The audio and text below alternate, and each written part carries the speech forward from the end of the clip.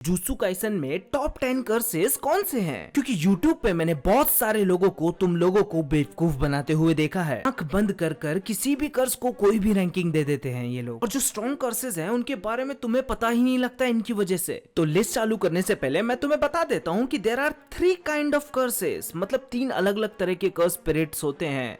पहला होता है वेंजफुल कर्स स्पिरिट्स। ये वो कर्स स्पिरिट्स होती हैं जो ह्यूमन या किसी सॉर्सरर के मरने के बाद बनती हैं, मतलब वो कर्स स्पिरिट में कन्वर्ट हो जाते हैं। अब अगर कोई ह्यूमन या सॉर्सरर किसी जुजुत्सु की वजह से मारा जाता है तो वो कभी कर्स स्पिरिट नहीं बनेगा। उसे अगर कर्स स्पिरिट बनना है तो उसकी डेथ या तो मर्डर होना चाहिए, एक्सीडेंट, या might be a natural death, जिसकी वजह से उसकी जो मौत हो वो कर्स में कन्वर्ट हो जाए। इसका एक प्राइम एग्जांपल है सुकुना, रिका और नोया। जहां तुम्हें पता ही लग गया कि सुकुना कभी खुद से कर्स नहीं बना था। सुकुना को कर्स बनने के लिए उसे मारा गया था, मतलब बिना कर्स एनर्जी यूज किए एक रिचुअल किया गया होगा जिसकी वजह से सुकुना कर्स में कन्वर्ट हुआ। And same goes to Rika, जिसे यूटा की वजह से कर्स में कन्वर्ट होना पड़ा। नोया जेनिन के बारे में बताने का काम तुम्हारा है। कमेंट सेक्शन में मुझे ढूंढ के बताओ कि नोया जेनिन कैसे कर्स बना। कि अगला है इमेजिनरी वेंजफुल कर्स स्पिरिट्स। अब ये वो कर्स स्पिरिट्स होते हैं जो आसपास के माहौल की वजह से बनते हैं, मतलब कहीं डर का माहौल है तो उसकी वजह से कोई डर वाली कर्स स्पिरिट बन जाएगी। इसके मेजर एग्जांपल है माहितो, इतादोरी के स्कूल वाला कर्स।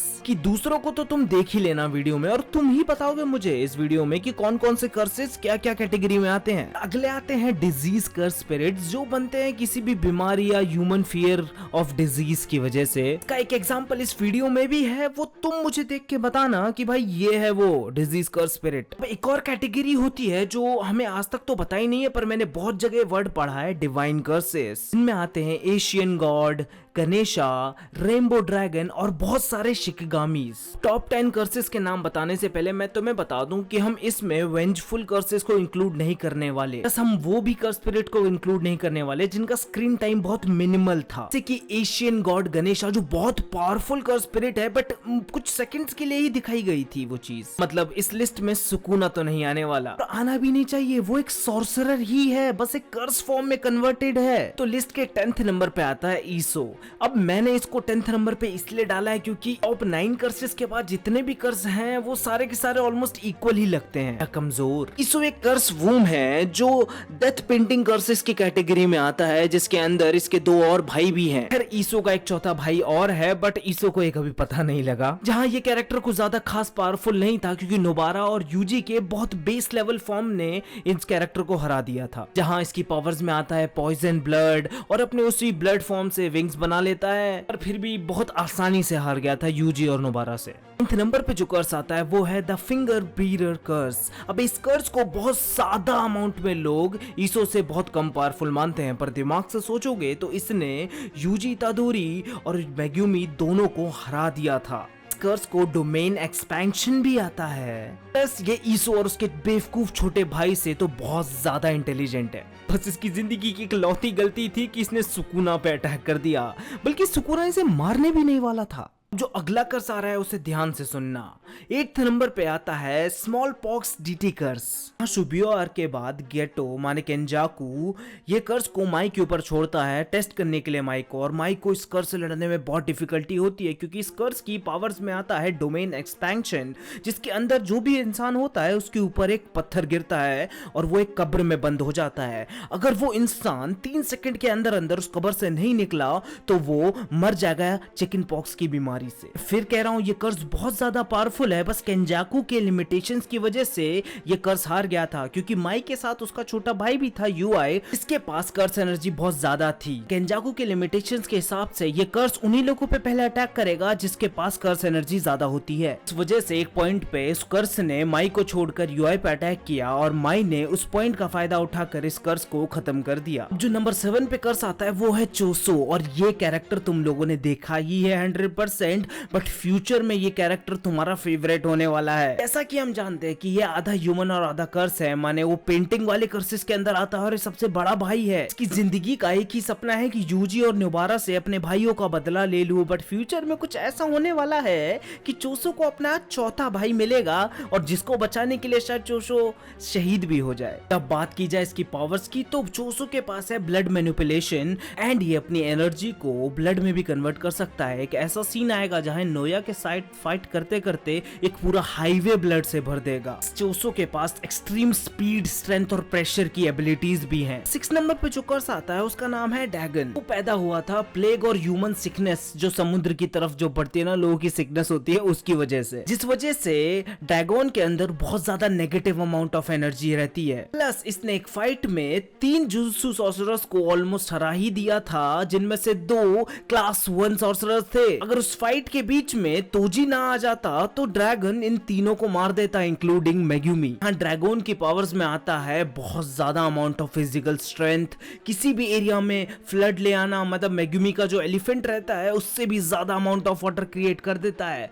नेक्स्ट उसका है डोमेन एक्सपेंशन, जो उसका सबसे पावरफुल अटैक है, क्योंकि इस डोमेन के अंदर वो बहुत सारे शिकगामीज को समन कर लेता है, जो डोमेन के अंदर कोई भी होगा उसे खाने लग जाएंगे। ड्रैगन कितना ज्यादा स्ट्रॉन्ग और कितना ज्यादा डिफेंसिव है वो तुम इसी से जान सकते हो कि तोजी के उसने 2-3 अटैक्स को बहुत जोर से झेला था। अगले नंबर पे जो कर्स स्पिरिट आता है उसका नाम है कुरुरुशी, और इसका नाम तुमने गलती से भी नहीं सुना होगा, ना किसी क्रिएटर ने तुम्हें बताया होगा। कुरु एक स्पेशल ग्रेट कर्स है और वो बहुत ही ज्यादा पावरफुल है, और वो बना है ह्यूमंस के कॉकरोच की डर की वजह से। तो तुम लोग बोलोगे भाई तू पागल है, ड्रैगन, चोजो, इतने सारे कर्सेस निकल गए, उन सबसे ज्यादा पावरफुल कैसे है ये कॉकरोच? तो मैं बता दूं कि यूटा और कुरो की एक बार फाइट होती है। यूटा फुल पोटेंशियल से नहीं लड़ा था, बस अपनी स्पीड, स्ट्रेंथ और कटाना को यूज कर रहा था, बट कुरो ने यूटा की बैंड बजा दी थी।